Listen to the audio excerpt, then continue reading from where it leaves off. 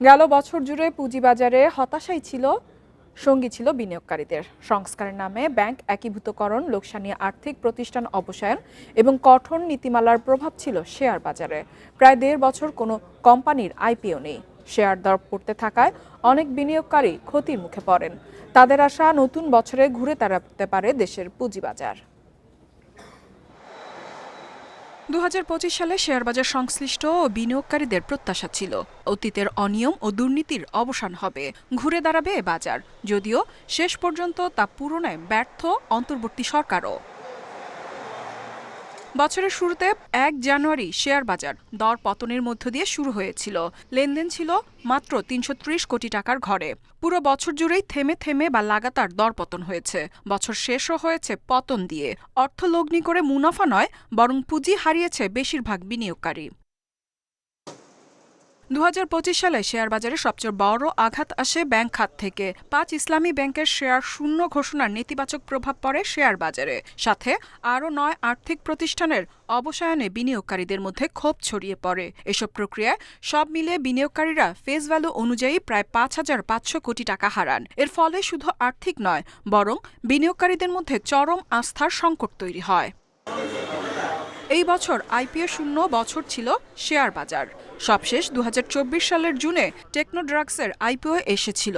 এরপর আর কোনো কোম্পানি আইপিওর মাধ্যমে শেয়ার বাজারে আসেনি। দেশের শেয়ার বাজারের ইতিহাসে এত দীর্ঘ সময় আইপিও না আসার ঘটনা ঘটেনি। বছর জুড়ে নিয়ন্ত্রক সংস্থার তৎপরতা ছিল বেশি।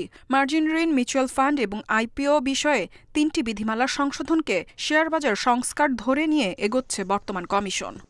ইনভেস্টররা এর অনুপস্থিতিতে এখানে বিনিয়োগ পরিবেশটা ভালো ছিল না, এবং এই ধরনের সার্বিক ম্যাক্রো ইকোনমিক কন্ডিশনে পুঁজিবাজারের উন্নতি হবে এটা আশা করা সমীচীন হবে না আমার মনে হয়। এর জন্য আমাদেরকে ধৈর্য ধরে আরো কিছুদিন অপেক্ষা করতে হবে। শেয়ার বাজার নিয়ে হতাশার বিপরীতে জাতীয় নির্বাচনকে ঘিরে তৈরি হচ্ছে নতুন আশা। নির্বাচন শেষে আগামী বছর বাজার ঘুরে দাঁড়াবে, প্রত্যাশা বিনিয়োগকারীদের। ইফাতারা, ইন্ডিপেন্ডেন্ট নিউজ। শেয়ার বাজার নিয়ে আরো বিস্তারিত আলোচনা করতে আমাদের সাথে যুক্ত হয়েছেন ডিএসসি ব্রোকার্স অ্যাসোসিয়েশনের সভাপতি সাইফুল ইসলাম। সাইফুল ইসলাম, আপনাকে স্বাগত জানাচ্ছি অর্থনীতি সারাদিনের শুরুতেই। আপনার কাছে জানতে চাইব, বিদায়ী বছরে কতটা আশা এবং হতাশা ছিল শেয়ার বাজারে? জি ধন্যবাদ। আপনার বিদায়ী বছরে যদি বলতে হয় এক কথায়, তাহলে খুবই হতাশাব্যঞ্জক। কেন ছিল সেটা আপনাদের প্রতিবেদনে অনেকখানি বলে ফেলেছেন। মূল বিষয় যেটা ছিল সেটা হচ্ছে যে আপনারা প্রথম যে ব্যাপারটা হাইলাইট করেছেন যে আইপিও, একটা আইপিও ছাড়া তো আসলে স্টক মার্কেট চলতে পারে না। আমাদের আইপিও আসছে আজকে থেকে প্রায় ২.৫ বছর আগে।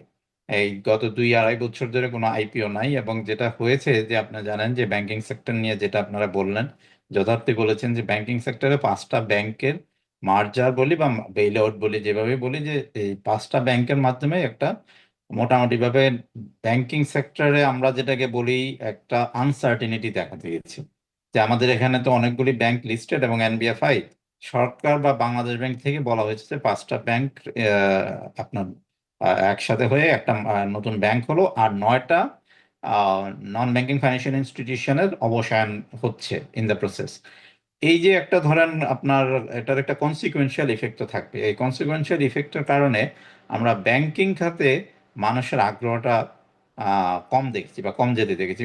কিন্তু ব্যাংকিং সেক্টর বা financial sector that includes the banks, NBFIs and insurance companies, সেখানে যে মেজর সেক্টর, সেই সেক্টরটার উপরে একটা লোকজনের ভীতি, অনীহা, নো কনফিডেন্স, লেস কনফিডেন্স দেখতে পেয়েছি। এবং সেটার যেটা হয় যে আপনার মূল ব্যাংকিং সেক্টরটাকে যে কোনো পৃথিবীর যে কোনো বাজারেই বলা হয় মূল চালিকা শক্তি। যে যখনই ব্যাংকিং সেক্টরের উপর একটা আপনার মোটামুটিভাবে কনফিউশন ক্রিয়েট হয়, সেটার কনসিকুয়েন্সিয়াল ইফেক্ট পড়ে অন দ্য আদার সেক্টর, এবং সেটাই দেখতে পেয়েছি। And on top of that, যেটা আমি বললাম যে প্রথমেই আপনারা বলেছেন যে আইপিওর একটা খরা। তো সব মিলিয়ে আমাদের গত বছর, যেটা ২০২৫ সালে আমরা ভেবেছিলাম will be a wonderful year, but unfortunately that has not been the case. সরকারের থেকে বলা হয়েছে ১১ই মে মাননীয় প্রধান উপদেষ্টা একটা মিটিং করে বলেছেন যে কিছু আপনার স্টেট ওন এন্টারপ্রাইজকে লিস্ট করার জন্য, সেটার জন্য চেষ্টা আমরা শুনেছি, কিন্তু সেটার কোনো আমরা রেজাল্ট পাইনি। এখন এই গভর্নমেন্টের মেয়াদ ধরেন আরো 1.5 মাস সময় আছে, এই 1.5 মাস সময়ের মধ্যে এটা হওয়ার কোনো সম্ভাবনা নেই। যেটা আপনার চলে গেছে, মানে হোয়াট ইজ গন ইজ গন। এখন আমরা যেটা আশা করছি 2025 সালে প্রথমে ইলেকশনটা হচ্ছে, that is a good thing.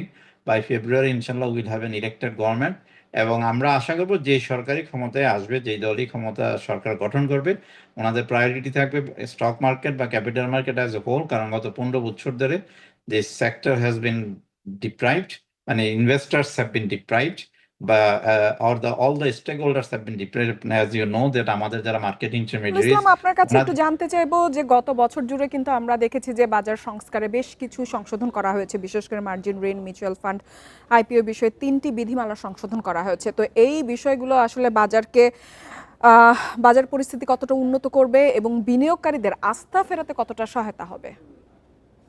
আপনার এই যে 3টা মেজর যে রিফর্ম, সেই রিফর্মগুলির দাবি ছিল আমাদের থেকে, প্রথমে স্টক ব্রোকার্স অ্যাসোসিয়েশন থেকে আমরা বলেছি, এবং সেটার আলোকেই আপনার রিফর্মগুলি হয়েছে, বাট নট এক্স্যাক্টলি যেটা আমরা চেয়েছি সেটা হয়েছে বা হবে, এবং সেটা কখনই হয় না, কারণ আমাদের দাবির 100% সরকার মানবে এটা আমরা আশা করি না। But good thing is that reforms are done in 2025। 3 major reforms have been done, যেটার আপনার বেনিফিটটা, রিফর্মস এর benefit is always long term. Immediate টার্মে যেটা হয় সেটা হচ্ছে যে আপনি কিছুটা সাফার করবেন, সেই সেই ফেজটা আমরা চলে গিয়েছি, আমাদের আইপিও রুলসটা চলে আসছে। এখন with all the reforms that we have had in 2025, আমরা আশা করব 2026 থেকে এটার বেনিফিট আমরা ঘরে তোলা শুরু করব। একটু সময় নিবে, but of course will have a long term benefit, কোনো সন্দেহ নেই। আপনার কাছে জানতে চাইবো, গত 1.5 বছরে আমরা দেখেছি যে আইপিও শূন্য ছিল শেয়ার বাজার, এবং আমাদের বিশেষ করে যেটা হয়ে থাকে যে কোনো একটা রীতি শুরু হলে কিন্তু সেটা অনেকটা চলমান প্রক্রিয়া হয়ে যায়। তো এক্ষেত্রে আসলে ব্যর্থতাটা কাদেরকে দিবেন, আপনার নিয়ন্ত্রণ সংস্থাগুলোকে না কোম্পানিগুলোকে, যে বাজারকে এখনো সেইভাবে আসলে তারা তৈরি করতে পারেনি যেন নতুন করে আইপিও আসে? ওয়েল, আপনার যখন একটা ব্যর্থতা হয়, এটা আমাদের সবারই, we should all B the part of the failure. I mean, as long as we take the credit of our success. সেখানে সবারই আপনার দায়িত্ব ছিল। রেগুলেটরদের মেইন দায়িত্ব ছিল যে আইপিও রুলসটা ছিল, দ্যাট ওয়াজ ফ্লড, কোনো সন্দেহ নেই। সেখানে কোনো এন্টারপ্রেনিয়ার এনকারেজ হওয়ার কোনো কারণ ছিল না যে প্রাইসিং মানে মেথডটা আমরা ফলো করতাম। সেটা থেকে আমরা বেরিয়ে আসছি, 30শে ডিসেম্বরের নতুন গ্যাজেট আসছে, সেটা থেকে বেরিয়ে আসছি। এখন আমরা আশা করব যে আপনার আমাদের যারা প্রাইভেট সেক্টরে বড় কোম্পানিগুলি আছে, ওনারা আসবেন, মাল্টিন্যাশনাল আসবেন, স্টেট ওন এন্টারপ্রাইজগুলি আনবেন, এবং আমাদের দাবি থাকবে যদি তারপরও না আসে, the government should come up with the rules, regulations and policies, যেখানে আপনার ফোর্স করা হয়। সারা পৃথিবীতে যেটা হয় যে বৃহৎ কোনো কোম্পানি যখন হয়ে যায়, তখন এটাকে পাবলিক ইন্টারেস্ট এন্টিটি বলা হয়, যে পাবলিকের স্বার্থে সেই কোম্পানিগুলিকে লিস্টিং করা উচিত, এবং আমরা বাংলাদেশেও সেই পলিসিগুলি দেখতে চাই। এর আগে রাজনৈতিক সরকার ছিল, রাজনৈতিক সরকারের কাছে কিন্তু বিনিয়োগকারীদের যে প্রত্যাশা ছিল সেটা পূরণ হয়নি। অন্তর্বর্তী সরকারের কাছেও আমরা দেখেছি প্রত্যাশা আরও বেশি ছিল, কিন্তু সেইভাবে পূরণ হয়নি এবং অনেকটা হতাশার বছরই কেটেছে। সামনে নির্বাচনী বছর, নতুন রাজনৈতিক দল আসবে, নতুন সরকার আসবে, তাদের ওপর কতটা চাপ থাকবে এবং কতটা প্রত্যাশা থাকবে বিনিয়োগকারীদের? আমাদের প্রত্যাশা অনেক, চাপও অনেক। চাপ থাকবে, চাপ আমরাও দেব, অন্যান্য স্টেক হোল্ডার দিবে, এবং যেই ক্ষমতায় আসবে, যেই দলই সরকার গঠন করুক, আপনি নিশ্চিত থাকতে পারেন যে এই ক্যাপিটাল মার্কেট ডেভেলপমেন্ট ছাড়া অর্থনীতির চাকা ঘোরানোর কোনো সুযোগ নেই। আমাদের banking sector are going through a মানে ক্রাইসিস, যেটাকে বলা হয়। 5-7টা ব্যাংক ছাড়া অন্য কোনো ব্যাংকের অবস্থা ভালো না। আপনার যদি অর্থনীতিকে এগিয়ে নিয়ে যেতে হয়, আমাদের প্রাইভেট সেক্টরের যে growth, it's I mean not even 10%, less than 10%, সেটাকে যদি আমরা ডাবল ডিজিটে নিতে চাই, তাহলে এই ক্যাপিটাল মার্কেটের উন্নতি ছাড়া কোনো বিকল্প নেই। There is no other ways that you can take the economy forward until and unless you actually take care of the capital market.